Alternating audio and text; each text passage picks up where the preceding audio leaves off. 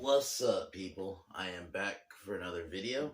Today, we're continuing on with the Bruce Lee movies, doing probably, in my opinion, one of his other famous movies, which is an interesting one because the story of this is basically this is an incomplete movie because this was filmed basically around the time he died, or like bit like during it. So because of it, so this film came out, Game of Death came out in 1978, but it was filmed in 1972, and a lot of the footage was incomplete. And I think the original one, that's not the one I watched. The one I watched was the 78 version, because I think the original has like a different subplot. But basically, the one I watched, the plot was what they were able to do with it and make it still work is pretty amazing. Um, because they even used like the opening scene is from the movie Way of the Dragon, because it's the iconic fight between Bruce Lee and Chuck Norris, where he beats him. So it's like to have that in this is pretty. It works because he's a movie star. So they just use that as like a shot from a movie. So yeah, he's a movie star, Billy Lowe, who these racketeering guys want him, basically trying to strong arm him into signing like this contract, but he like refuses. So basically, that's just the film. Basically, it's relatively very simple. Like they just try to basically do whatever they take to have him sign. He ends up getting hurt during one of his shoots because one of the thugs pose as he's Billy Lowe's a successful movie star now. So meaning it wasn't, to be fair, it works because it makes it easier to, let's just use a lot of this old fighting footage. Okay, we'll just have him be, he's a movie star, so we'll just have it be like we're filming a fight, like so we'll just use the Way of the Dragon fight with Chuck Norris, but he's just filming a movie. So because I remember like watching the opening scene, I'm like, oh, that's from Way of the Dragon. And how they are able to put all this footage together to make a movie out of it is crazy. But, power of editing, man. But overall, still a great film. I mean, the villains are relatively simple. Steiner wants him to sign this thing. So they basically have him get injured. And then Billy fakes his death so he can get revenge. So the thugs decide to kidnap his girlfriend. And yeah, the film is relative, like literally probably one of the most basic. How they're able to take that and edit into it, this basic film is great. And you have probably one of Bruce Lee's iconic look with the fucking yellow jumpsuit, which is just a fucking jumpsuit he took from a biker. It's pretty hilarious about it. Like, and then I love the final fight though, where he has to try to save his girlfriend, and who I'll admit, I think her name's like Amy or something. She's pretty bad. She's probably like the worst actress in the movie. Like some of her performance, I'm just like, oof. I did not remember her in this movie, to be honest. I mainly remember the fights, but yeah. Kareem Abdul-Jabbar played Hakeem. He's one of he works for he's one of the main guys. He works for the villain, and I love the final fights in the movie because it feels like a video game fight because he's taking on like these 3 different levels of bosses almost before he gets to the final one, before gets his revenge. But yeah, it's a basic revenge story slash racketeering story, and I like it. I think Bruce Lee is pretty good in it, and the fact they're able to take all this footage and make it into this movie is pretty great. So even though, yeah, you could tell it's older footage because even the way it's shot, because even though, yeah, this came out in 78, you could tell, because, compared to a movie that came out in 78, yeah, it looks a lot older. So, but yeah, I definitely recommend this movie, though. It's great. It's out, if you can find it, it's out there. Even just watch the fights if you don't watch the whole movie.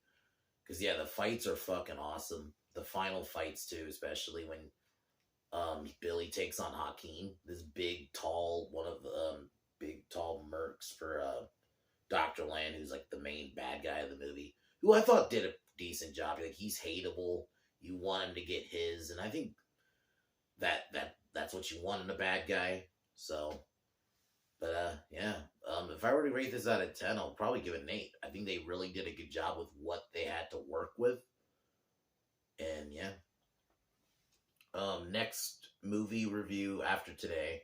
Actually, before I go into what I'm going to do tomorrow, I'm actually going to be doing a video right after that. I was supposed to do this video earlier today, and I didn't get to it. But I'm going to be talking about. I want to give my quick thoughts on this Friday the 13th reboot they're doing that Sean S. Cunningham has announced. So I figure I'll talk about it, and because I'm a big Friday the 13th guy, so I might as well do a video on it. So it'll probably just right after this, I'll just film it. So, but yeah, tomorrow though, I am reviewing Cabin in the Woods. One of probably my favorite underrated horror movies that came out in the last decade, honestly. Really well made. Chris Hemsworth's in it. It's one of those movies you think it's gonna be one thing and it's not. So yeah, but I'll talk about that a little bit later, but let's get into Game of Death.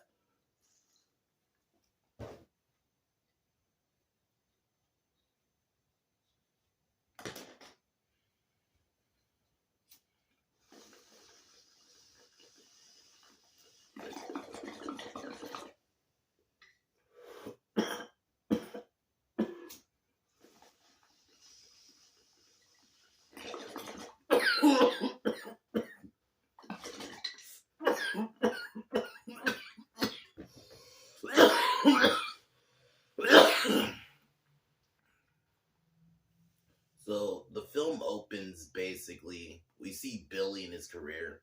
These bad guys want. It's just kind of how I explained it. It just kind of flows. Like you open, we get this fight from the shot from Way of the Dragon. You know, it's this fight with the Chuck Norris. But then they, like Billy was filming a movie. Steiner and I think Dr. I'll just call him Doctor. I can't think of his name. I don't know one of my name. I said it earlier too. Sorry, guys. But they'll fucking come back to me. He basically orders them to start kind of squeezing on Billy because he refuses to like sign with them.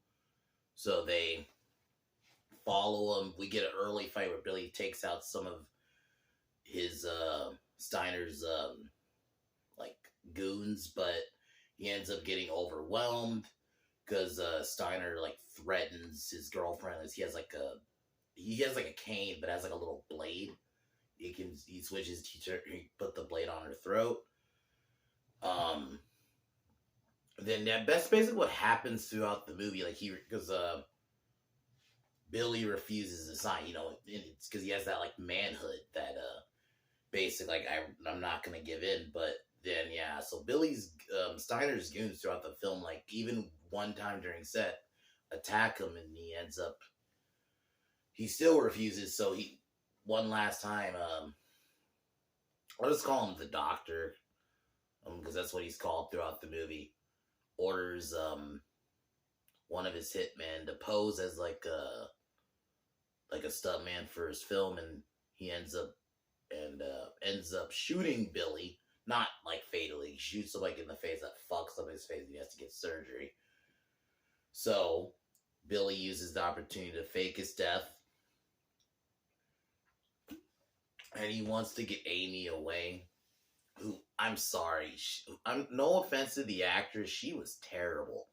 All her performances, like there's a scene like she's supposed to play like she's crying, because she really thinks Billy is dead, because she doesn't know that Billy faked his death. Billy has a friend throughout the film who I actually thought that character was pretty well done throughout the film.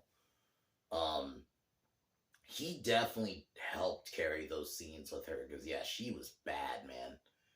She just, I don't know. It's one of those, like, it's classic overacting. And then there was a scene where she freaks out at this, because the doctor's trying to convince her to come with him, and she, like, refuses, and she, like, freaks the fuck out, and it's like, okay, this is just bad. So Billy then attacks Steiner's people at the house and attacks the doctor, but wards off a few people, and one of Steiner's prize fighters, chases Billy. Chases Billy. Billy manages to get away. Billy then comes back like a little bit later after because the Steiner mentions that guy has a fight. Who I'll admit the fight was actually well done. We actually see him have his fight. He then is like celebrating, but Billy then confronts him in the locker room. Billy ends up like, and there's like this one move that fucking Bruce does where he like, because the guy has him from the back, it's holding his arms, and he like fucking flips and like kicks him in the face, and it's like, my god, there's really good choreography in those old kung fu movies. I really love, like, because I like how basic it is. Don't get me wrong, I've always said I love the stylized, fights we got in like Crouching Tiger and a lot of movies after that. But I do like sometimes the simplicity of just the basic style. But the choreography from that is really awesome. So, yeah, so Billy ends up basically beats him to death. So the doctor decides to turn up the heat, and they decide to follow the girl. And they see the girl talk to Billy. Yeah, because Billy decides he's trying to tell her to basically leave the town. And when she gets back to her car, they kidnap her, and Billy has to go save her. And this is where we get like the final fight. Like, this movie's pacing is this movie goes pretty much like,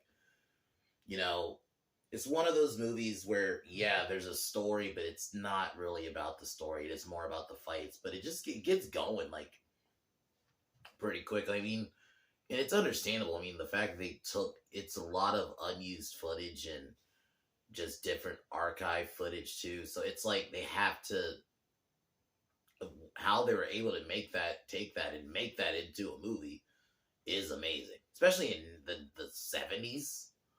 So yeah, I gotta give it to them. So I can accept that this story is a bit, thin, or there's not a lot of characters really besides like Billy, the villains, Billy's friend who helps him throughout the movie, and then the girlfriend, Amy. So like that's about it. Like there's not a lot of characters. So who I'll admit, she's a good singer, because there's like a scene where she's singing, and I'll admit she's a good singer, but yeah, she's not a good actress. Whoever plays her, I'm sorry, she's bad. But yeah, so Billy ends up saving her. This is where he gets the jumpsuit, beats up all of the goons, and then decides to confront the main henchman of Steiner. Like, it's like a different level, because he takes out the one guy with like the nunchucks, who that was a pretty good fight, and then he takes out another guy, takes out the big guy Hakeem, who you see earlier, who I thought Kareem Abdul-Jabbar did a pretty good job at playing him, and actually for a basketball player that was able to like make it look like he actually knows what he's doing, but maybe he actually does train martial arts for all I know. But yeah, he did a really good job. The fact that he made it look like he could keep up with Bruce, to be fair, it did help. He's a pretty big dude.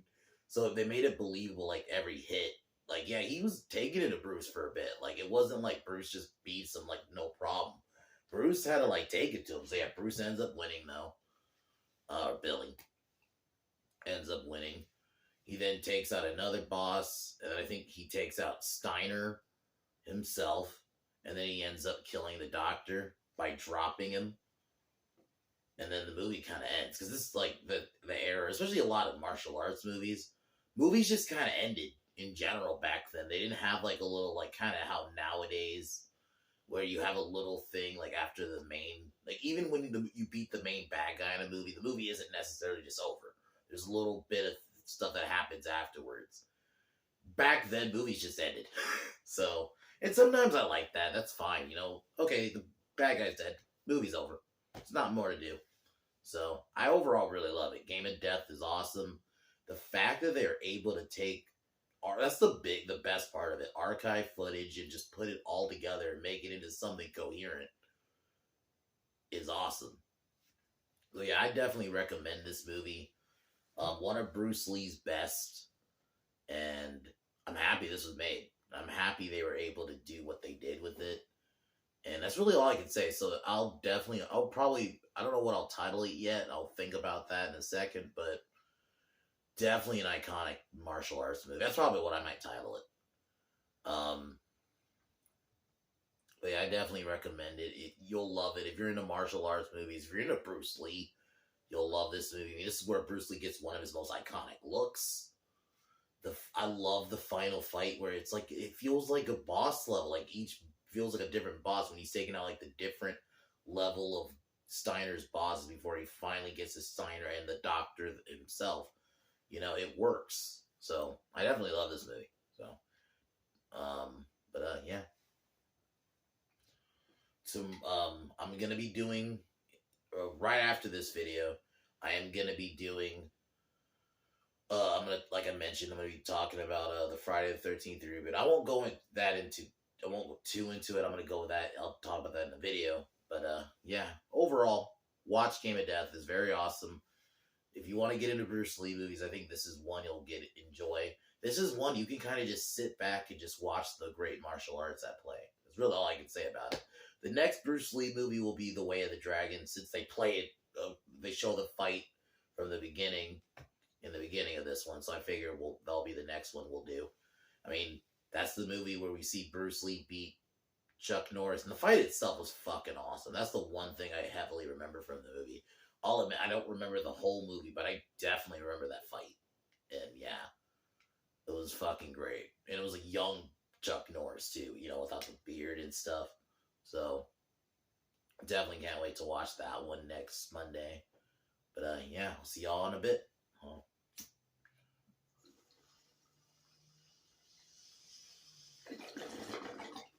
But I'll see you guys here in a few. I'll be back. See y'all in a few. Peace.